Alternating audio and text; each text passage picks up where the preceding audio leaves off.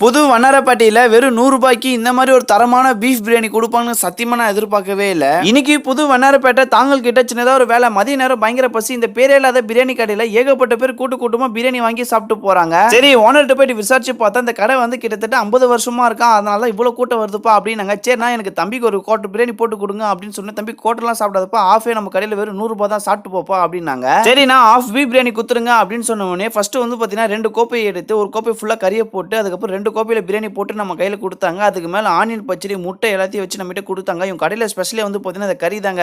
கறியை அழுத்தி பார்த்தா மட்டன் மாதிரி அவ்வளோ சாஃப்டாக இருந்தது. அதுக்கப்புறம் கறி, முட்டை, ஆனியன் பச்சடி எல்லாத்தையும் மிக்ஸ் பண்ணி எடுத்து சாப்பிட்டு பார்த்தா டேஸ்ட் வந்து பார்த்தீங்கன்னா வேற லெவலில் இருந்துச்சு. இதனால தான் இந்த கடையில் இவ்வளோ கூட்டம் வராங்க போல. இந்த பிரியாணி எப்படி செய்கிறாங்கன்னா விறகு அடுப்பில் செய்கிறாங்க. அந்த பிரியாணியோட அரிசி வந்து பார்த்தீங்கன்னா பஞ்சு போல் அவ்வளோ சாஃப்டாக இருந்தது. கறியை வந்து பார்த்தீங்கன்னா பூ போல் அவ்வளோ சாஃப்டாக இருந்துச்சு. இந்த கடை கரெக்டாக எங்கே இருக்குன்னா தாங்கல் பூர்விகாவுக்கு அப்படியே ஆப்போசிட்டில் இந்த பேரே இல்லாத பிரியாணி கடையில் இருக்குது. உங்களுக்கு வேணால் மறக்காமல் வந்துருங்க.